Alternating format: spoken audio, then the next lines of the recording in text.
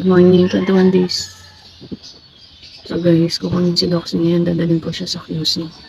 Doon po sa animal welfare.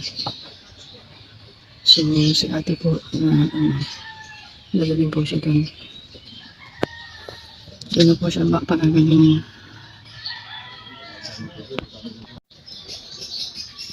So guys, maghihintay lang kami para kunin si Doxy mamaya.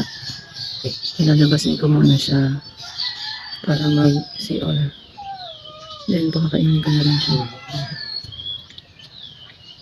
Tara, sa park tayo.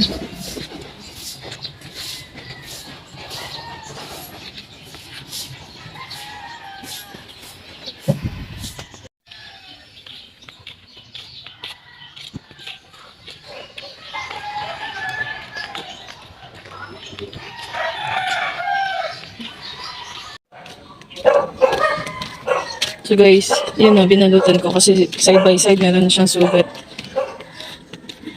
Pag umihiga siya, nadadali. So, palakarin lang muna natin siya. Akala ko kahapon, mawawala na si Doxy. Pala, ayaw lang pala niyang tumayo.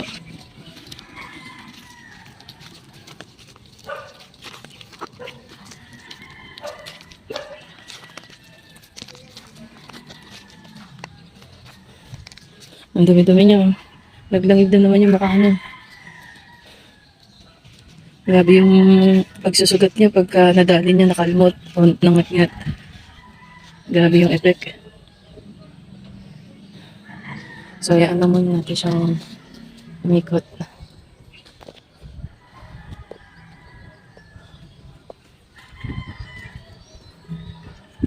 Sabi ni ate, yung nakausap ko, kukunin daw siya ngayon.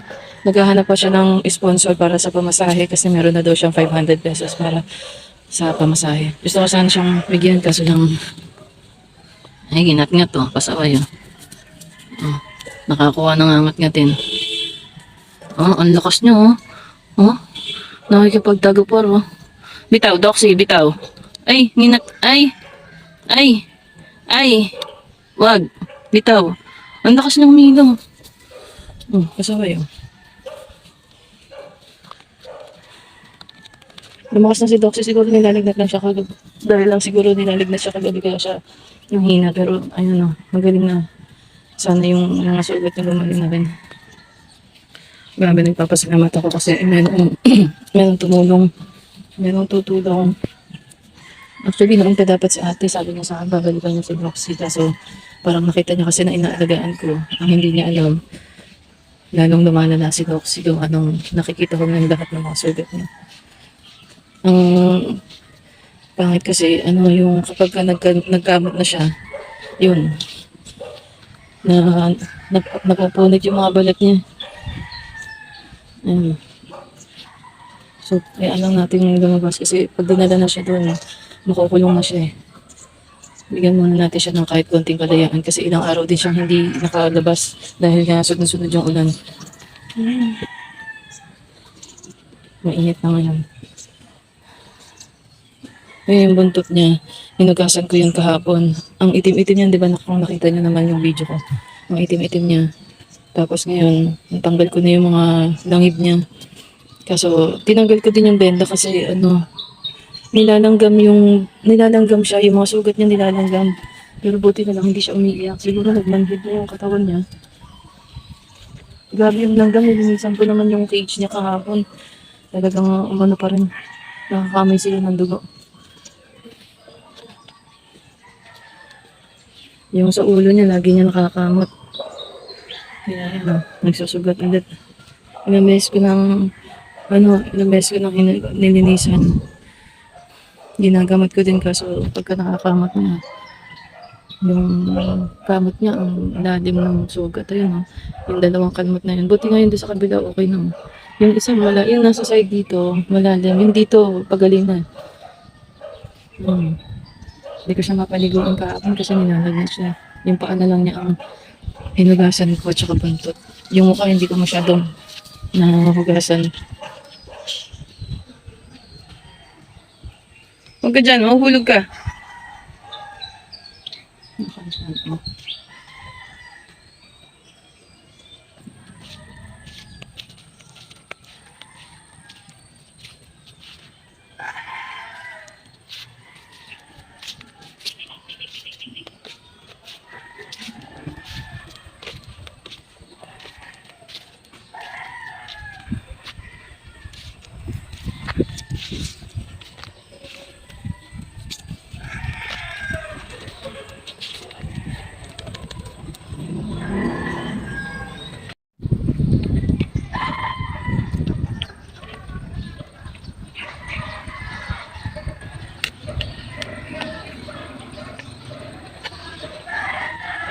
Nakakuha siya ng buto. Dapat ko ba siyang hayaan? Kainin. Ang lakas niya, oh. Kapag na siguro kasi nilalagnat siya. Kaya siya matamlay. Sana magtuloy-tuloy na. Ang linis na guys, no? Malinis na yung binti. Ayun na. Yun lang doon ang hindi. Yan. Tapos yung doon, yung paa niya, tuyo na. Yung likod niya, yung sa gilid niya, yung dito sa ilalim niya, tuyo na yan eh. Tapos yung sa likod niya, ang hindi tuyo. Kasi hindi ko nga nalinisan yan kahapon. Dahil nga, giniginaw na siya. Kasi may lagnat siya kahapon. Ay, kaya ang paa lang ang nilinisan ko. Ang init ng paa niya kahapon eh. Di ba pagka may lagnat daw, kailangan, sabi nila maligo. Yung iba sabi maligo, yung iba sabi magpunas-punas ng malamig. Hindi ko siya niliguan kasi natatakot talaga ako eh. Yung side na yan kahapon, yung dito sa side na yan, ang dumi-dumi niya. Ngayon, malinis na ako kasi pinunasan ko yan. Yun doon sa kabila ang hindi ko mapunasan ng maayos. Yung buntot niya, yun oh. Nalinisan ko na rin yan. Yung putan niya banda, nalinisan ko din yun. Kaso dumudugo pa rin eh. Ayan oh. Kung hindi lang nagkaroon ng butas sa gilid si Doxy, gagaling na sana siya. Kaso lang, grabe yung ano niya. Grabe. Madami ko yung pati paa niya. Dati na siguro yun yung sagpitan niya. Hindi ko lang mapansin. Dahil nga nung nalinisan ko na yung part na yun, nakaangat na yung balat niya. Yung doon na coating parang kagat. Bilog eh.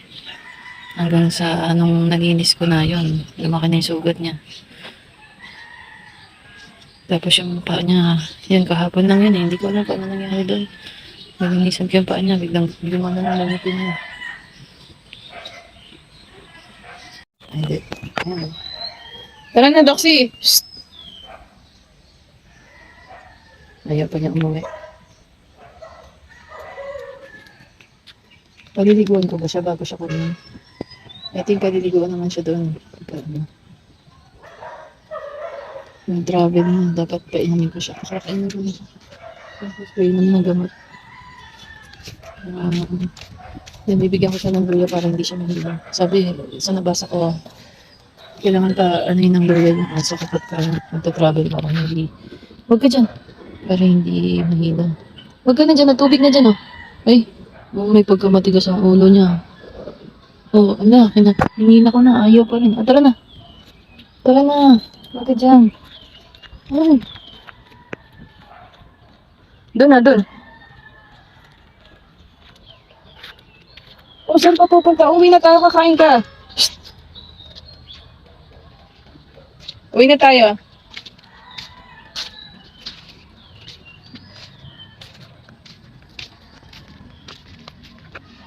Uwi na tayo, hoy.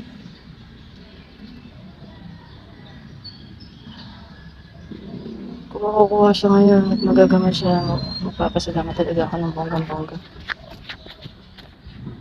Hindi ko. Yung basura. Nandun na. Hindi ko maiwan sa Doxy. Hindi ko malalabas yung basurang nando doon. Yan nilinis namin.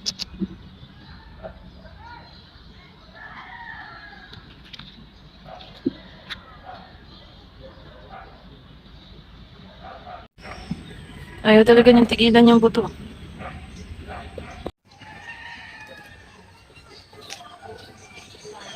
Kumakit siya dun.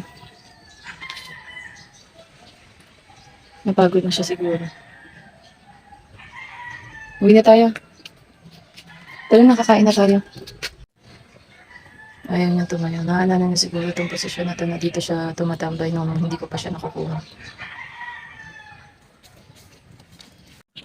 Good guys, wala ko na kung kanya. Tagay siya.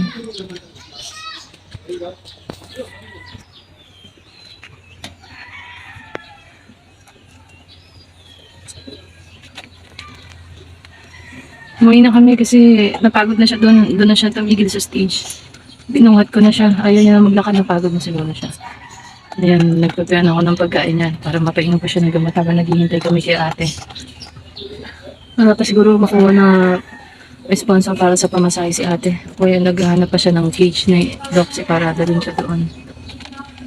So, habang naghihintay kami, pakakainin ko muna siya. Painumin ng gamot. Then, para makapagpahinga muna kahit konti siya.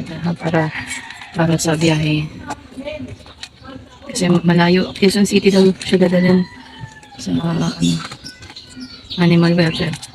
Sana gumaling siya. Pagkatapos daw dalindot ng pagaling si Doxy, ibabalik daw sa akin, sa amin. Sana nga, makapagaling nila si Doxy. Ang pinaka-importante doon, sana mapagaling siya. Para hindi na siya naghihirap kasi nakakawang sitwasyon niya. So guys, katatapos lang natin magpainom kay Doxy. Painumin ko na siya ng tubig.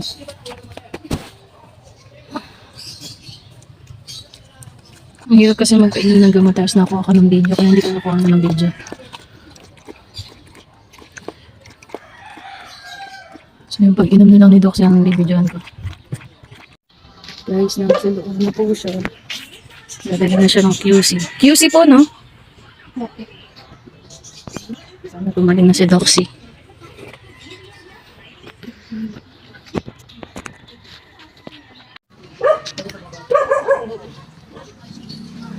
Guys, ayun na si Doxy. Alis na siya. Pupunta siyang QC. Dadali siya dun sa animal welfare. Doon na siya gagamatin. And pagka nabet na siya, babalik siya dito para sa pagtuloy ang pagpapagaling niya. So guys, nilinis ko yung cage ni Doxy. Sinanitize lang rin ang chlorine. So, yun ang mat niya. Ayan. Nilinis ko. Para pagbalik niya, nilinis na yung cage niya.